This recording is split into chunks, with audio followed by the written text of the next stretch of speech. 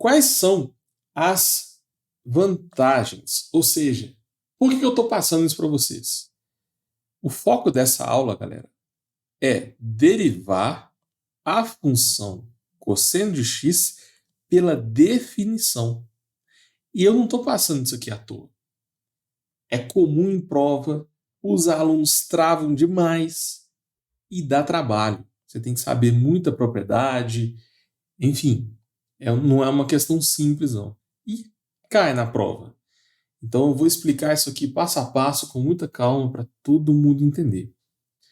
Basicamente, nós já sabemos que a derivada de cosseno é menos seno.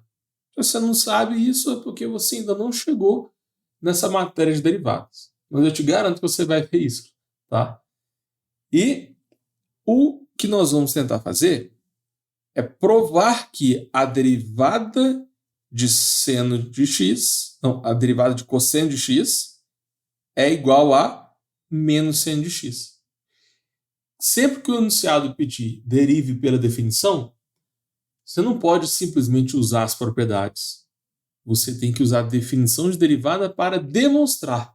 E isso cai num problema de limites, tá? Agora, se não falar nada, aí você pode aplicar direto. Então, isso aqui é muito comum. Derivada de cosseno, menos seno. É imediato, você não faz conta.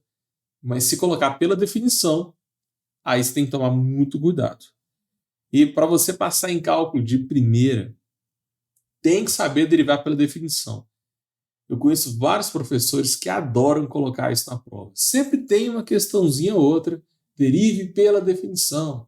Enquanto a derivada da função raiz de x pela definição. E isso trava vários alunos. Porque o aluno tem trauma disso aqui. Normalmente os exercícios ficam grandes, mas eu vou explicar aqui com uma didática mais tranquila, sem pressa, todo mundo vai conseguir entender. Tá bom? Quais são as maiores dificuldades dos alunos? Olha só, galera. Eu recebo muito essa mensagem.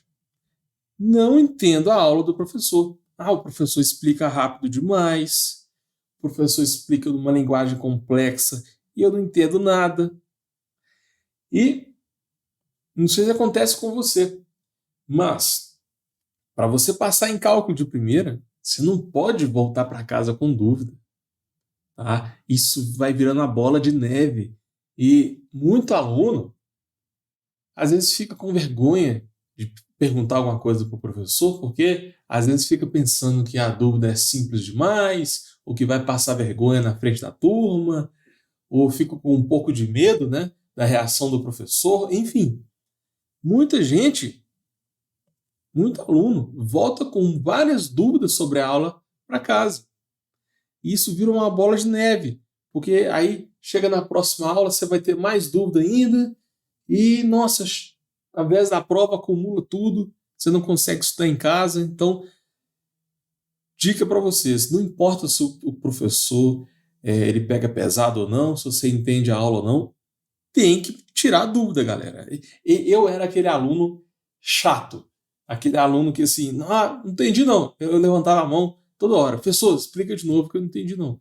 E se for assim? E se acontecer isso? Aí acabava a aula, eu ficava mais uns 10 minutos com o professor batendo papo com ele. Então, eu adoro tirar dúvidas. Galera, eu passei em cálculo de primeira com 100% da nota. Não foi fácil, não. Eu tive que estudar muito, mas eu consegui. E essa técnica aqui, de não ir para casa com dúvida, ajuda demais. Tá? Fica essa dica aí para vocês. E olha só, para você conseguir acompanhar a aula do professor, infelizmente isso não depende muito de você, né? Tem vários tipos de professor e às vezes você se identifica mais com um, às vezes você não gosta mais de outro, isso é muito relativo. Então você tem que aprender a estudar em casa. Você tem que achar um método para estudar em casa, então encontrar um mentor, um monitor para te ajudar. Então, tem várias técnicas de estudo. Tenta identificar qual a técnica que funciona mais para você, tá? Se quiser que eu fale mais sobre isso, sobre técnicas de estudo, coloca aqui nos comentários. Acho que pode ser um tema interessante para a próxima live. Prova presencial de cálculo. Gente, acabamos de sair da pandemia. Na verdade, a gente não saiu, né? Mas as coisas estão voltando ao normal aos poucos. Mas durante essa pandemia, a prova foi online. Então, a gente ficou aí uns 3 semestres com prova online.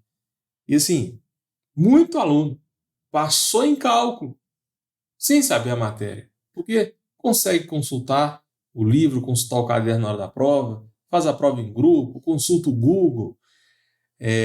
O ensino à distância, ele é muito bom, né? A aula rende mais, mas tem esse problema, né?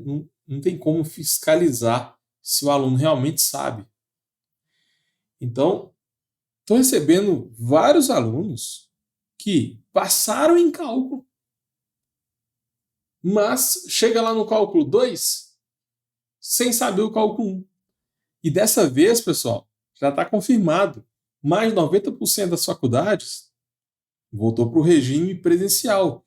Então, você tem que decorar as fórmulas, você não pode consultar nada, às vezes nem tem formulário, né? Você tem que decorar as fórmulas. Se tiver formulário, você tem que saber ler o formulário do professor, cada professor mostra de um jeito diferente. Você tem que administrar seu tempo, normalmente você tem 1h30, 2 horas para fazer a prova.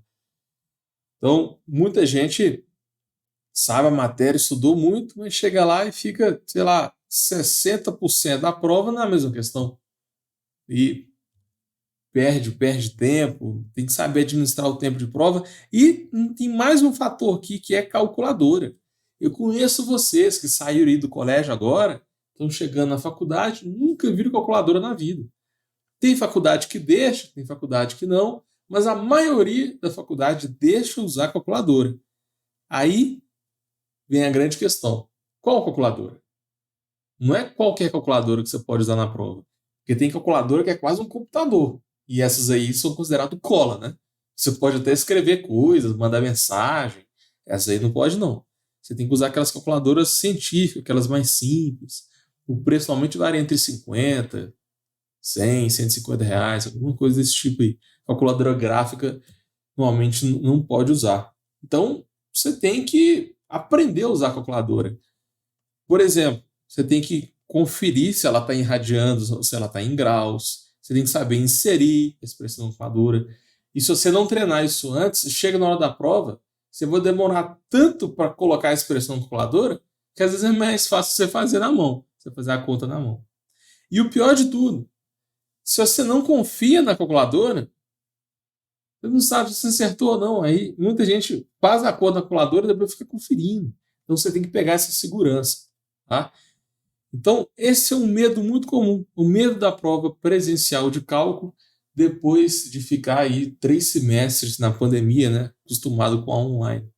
Imagina você começando no cálculo 3, sem saber o cálculo 1 nem o 2. Gente, isso é um suicídio. Porque você vai fazer cálculo 3, mas na verdade você vai ter que fazer várias matérias ao mesmo tempo, né? Vai ser um grande desafio. Mas fica a dica para vocês. Galera, a matéria é grande, mas para você passar em cálculo de primeira, você não tem que saber tudo. Essa é a grande sacada. Você tem que otimizar os seus estudos. Tenta estudar o que tem mais chance de cair, fazer uma análise do plano de aula, do perfil do professor, o perfil de provas antigas. Por exemplo, eu vou revisar matemática básica. Você não tem que revisar a matemática básica inteira. Afinal, você tem outras matérias para estudar, né? Então, tem várias técnicas de estudo. E o que eu posso falar é isso. Não tem que saber tudo. Afinal, você não vai dar aula de cálculo, né? Seu objetivo é passar em cálculo de primeira. Tenta otimizar o estudo. Não precisa de ficar, sei lá, 10, 12 horas estudando todo dia, ficar virando noite. Tem várias técnicas mais eficientes.